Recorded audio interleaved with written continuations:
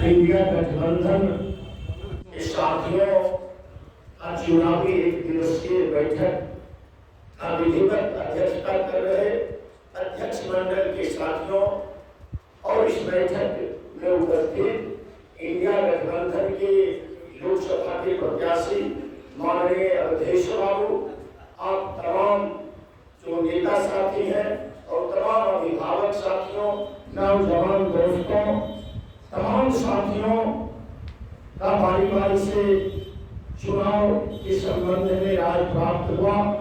साथियों ने चुनाव जीतने का जो सुझाव टास्क दिए बहुत सराहनीय है। खास करके आज बछवाड़ा विधानसभा अंतर्गत हम लोग बैठे हैं और खास करके बछवाड़ा समाजवादियों का धरती रहा है और 3 समाज सेवी हमारे बीच थे जो 2 आज हम लोगों के बीच नहीं है। माननीय रामदेव बाबू हम लोगों के बीच नहीं है, माननीय उत्तम भाई हम लोगों के बीच नहीं है, लेकिन एक शेर अभी भी हमारे बीच जिंदा है, माननीय अवधेश बाबू। और जहाँ गंगा यमुना सरस्वती का संगम होगा स्वतः ये जो बोल रहे हमारे किसान सेल के जिला अध्यक्ष उनको बड़े बड़े टीम वाले को उस नदी के पार नहीं, उस नदी को पार भेजने का हम लोगों में क्षमता है। साथियों, ये 3 महाशक्ति का मिलन हुआ है, इसलिए किंतु परंतु कहीं कोई सवाल ही नहीं उठता है। और खास करके बछवाड़ा विधानसभा के साथियों से हम अपील करना चाहते हैं, मौका मिला है, अंधविश्वास एक धोखा है, धक्का मारिए, मौका है। साथियों, आज हमारे बहुत सारे साथी बोल रहे थे, आज जो जिस बिंदु पर हम आप चुनाव लड़ रहे हैं, खास करके जो प्रत्याशी हम लोगों के बीच है वो कहीं से न्यायप्रिय नहीं, संविधान पसीना, वो सांसद नहीं है।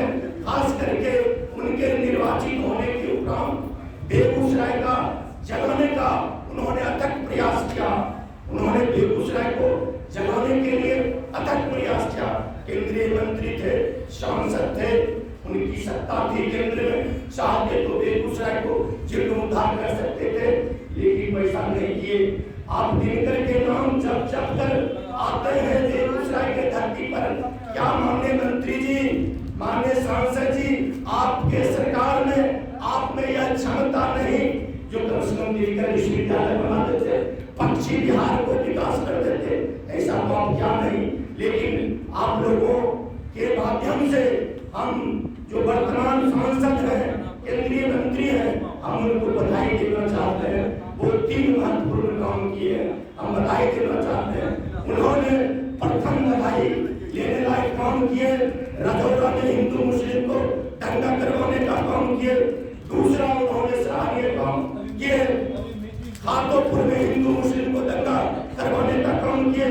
तीसरा सराहनीय काम किए, बलिया में भी हिंदू मुस्लिम का दंगा करवाने का काम किए। एक काम उनका हम भूल गए थे, इसी विधानसभा के अंदर फाटक है, मनसूचक फाटक, वहां भी हिंदू मुस्लिम को दंगा करवाने का काम किए। साथियों, जो मानव विरोधी सांसद हो, जो संविधान विरोधी सरकार हो, देश विरोधी सरकार हो, उस सरकार को उखाड़ फेंकना अति आवश्यक है।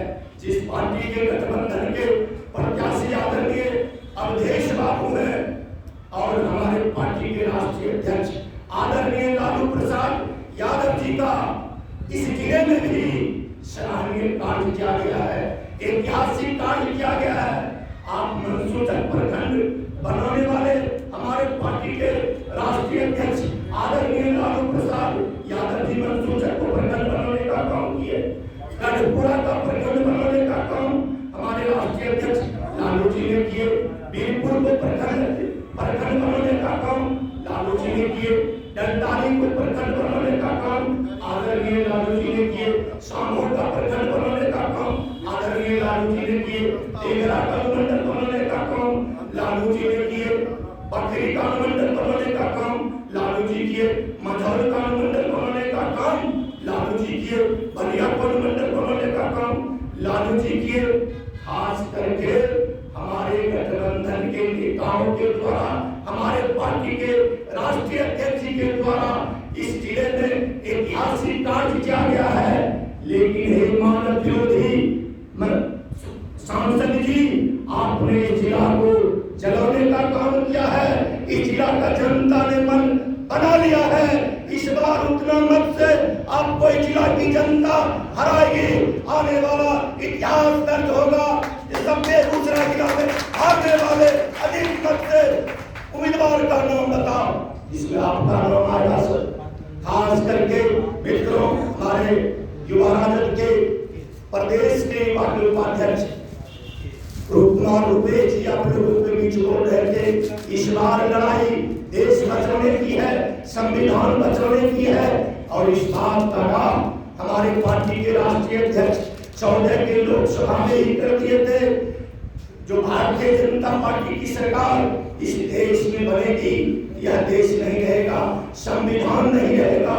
खास करके वर्तमान केंद्र सरकार के द्वारा इस देश का जो संस्कृति, इस देश का जो संविधान है, इसे पूर्ण रूप में मिटाने पर तुली हुई है, जिसका सैकड़ों जीता जागता उदाहरण है। साथियों, ये भारत माता की सबसे पहले जय जयकार लगवाने का काम किया बाबा साहब डॉक्टर भीमराव अम्बेडकर के द्वारा रचित भारतीय संविधान को किसी पार्टी ने चलाने का काम किया। दिल्ली के सड़कों पर भारतीय जनता पार्टी के लोगों ने चलाने का काम किया। साथियों, इस बार हम लोगों को देश बचाने की लड़ाई लड़ना है, संविधान बचाने की लड़ाई लड़ना है। जिस तरह से बाबा साहब डॉक्टर भीमराव अम्बेडकर संविधान संगत अधिकार दिए थे, एक नारा दिए थे, संगठित रहो, संघर्ष करो, शिक्षित बनो। और हमारे पार्टी के नेता और इंडिया गठबंधन के नेतृत्वकर्ता आदरणीय लालू प्रसाद इस देश में दूसरा अम्बेडकर है। प्रथम मुख्यमंत्री काल में उन्होंने एक नारा देने का चल रहा है, ए भेड़ चराने वाले, बकरी चराने वाले, सुअर चराने वाले, घोड़ा चुनने वाले, सबसे पहले बाल बच्चा को शिक्षित बनाने का काम करो। मित्रों, जिस तरह से बाबा साहब डॉक्टर भीमराव अम्बेडकर ने जो नारा दिए, जो संविधान में रचना किए, और आदरणीय लालू प्रसाद यादव जी जो नारा दिए, नारा के हिसाब से काम करने का भी काम किए हैं, जिसका जीता जागता उदाहरण बिहार के धरती पर है।